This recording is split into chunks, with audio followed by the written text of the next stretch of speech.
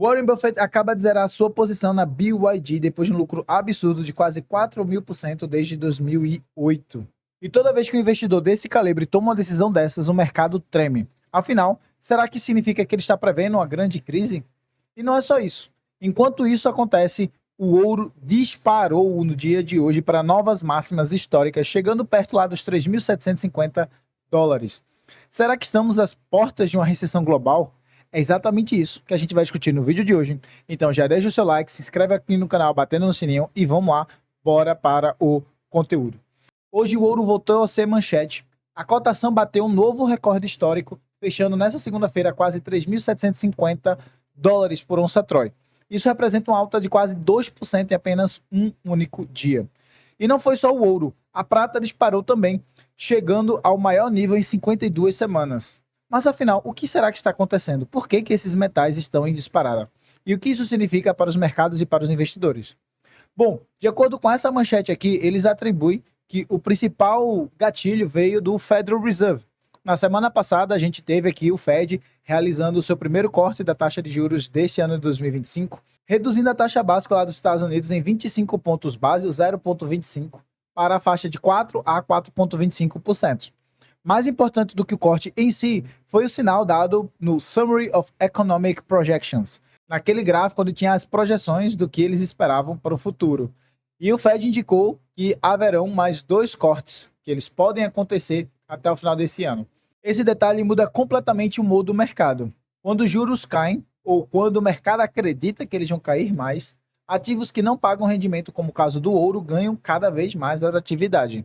Afinal, se o retorno dos títulos do governo diminui, os investidores começam a buscar refúgios alternativos que vão ter maior rentabilidade. Segundo o CME Fed Watch 2, os traders já estão apostando em mais de 90% de chance de um novo corte agora em outubro, na reunião do FONC, marcada para os dias 28 e 29.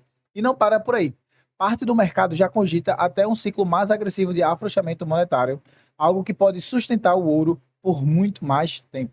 E veja aqui que ele também traz na notícia que o novo governador do Fed, o Steve Mnuchin, chegou a defender um corte de 50 pontos base já nessa reunião passada. Isso mostra que existe uma divisão interna e que há espaços para cortes mais fortes. Agora, o plano de fundo é desafiador. A gente tem um desemprego aqui próximo das casas de 4,5%, um patamar elevado para os padrões americanos, e a gente tem uma inflação que está em perto ali de 2,9%, com o seu núcleo em 3,1%. Ou seja, o Fed precisa equilibrar uma inflação que ainda não voltou totalmente à meta, com o mercado de trabalho que mostra sinais claros de fraqueza. Esse é o verdadeiro cabo de guerra que está por trás da decisão aí do Powell e a sua companhia lá da decisão do Fed. Lembrando que a gente já trouxe outro vídeo aqui no canal falando em específico essa parte desses movimentos, o que tudo isso implicaria dizer um pouco antes da reunião. Eu vou deixar nos cards para quem se interessar, combinado? Mas entenda que não é só os juros que estão mexendo com o ouro. Também existe a questão aqui da geopolítica que está pegando fogo. Nos últimos dias, a gente teve aí a Rússia e a OTAN, aviões russos invadindo o espaço aéreo de países membros da OTAN, como a Polônia e Estônia.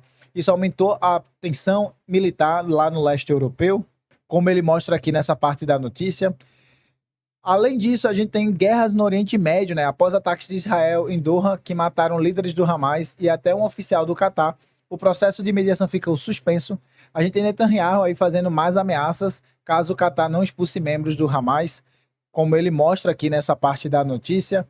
A gente tem também os Estados Unidos e as tarifas, né? No fronte comercial, o governo Trump está tentando reverter uma decisão judicial que considerou ilegais as chamadas tarifas recíprocas.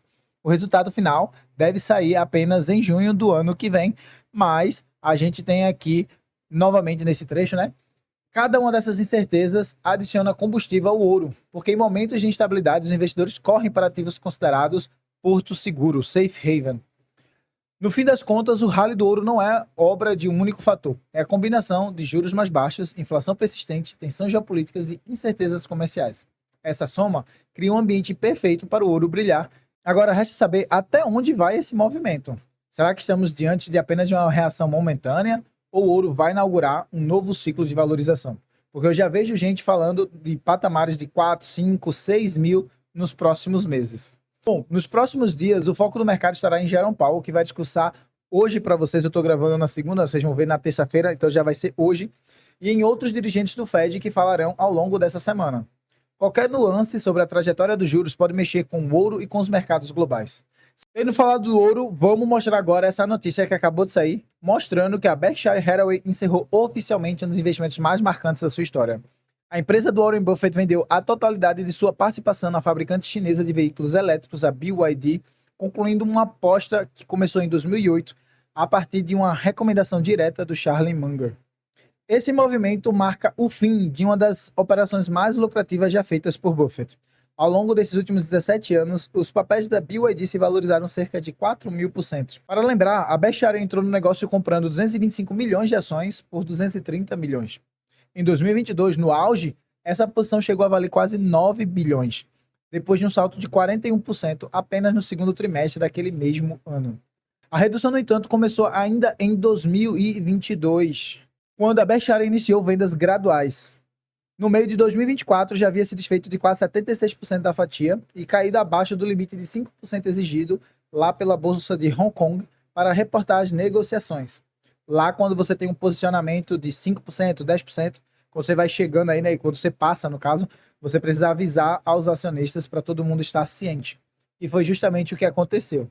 Agora, os relatórios mais recentes da Berkshire Hathaway indicam valor zerado para a posição, confirmando que o investimento foi totalmente desmontado até março de 2025. Buffett não explicou os motivos específicos para a saída da BYD, mas em entrevistas ele falou aqui, que a empresa era extraordinária, mas ressaltou que havia encontrado coisas melhores para fazer com seu dinheiro. Vale lembrar que nesse mesmo período ele também reduziu drasticamente a sua exposição a Taiwan Semiconductors, citando o risco geopolítico ligado à questão da China. Bom, a decisão, então, marca o fim de uma aposta iniciada quando Munger descreveu o fundador da BYD, o Wang Chuanfeng, como um verdadeiro milagre, diante do potencial da companhia em energia limpa e mobilidade elétrica. Não por acaso, a venda repercutiu no mercado. Nessa segunda-feira, dia 8, as ações da BYD recuam um pouco mais de 1% na Bolsa de Xangai.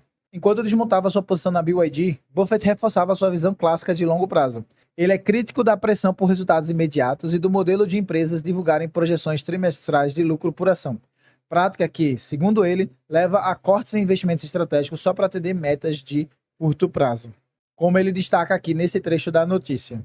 Esse debate voltou então à tona depois que o ex-presidente dos Estados Unidos, o Donald Trump, defendeu que a S&P avalie a possibilidade de permitir balanços semestrais ao invés dos trimestrais feitos a gente tem. A própria S&P já confirmou que estuda ajustes regulatórios para aliviar esses encargos sobre as companhias, as empresas que têm esses custos para poder fazer todos esses relatórios. Buffett, em conjunto com os executivos como Jamie Dimon, lá, o CEO da JP Morgan, já havia publicado no Wall Street Journal uma defesa nesse sentido.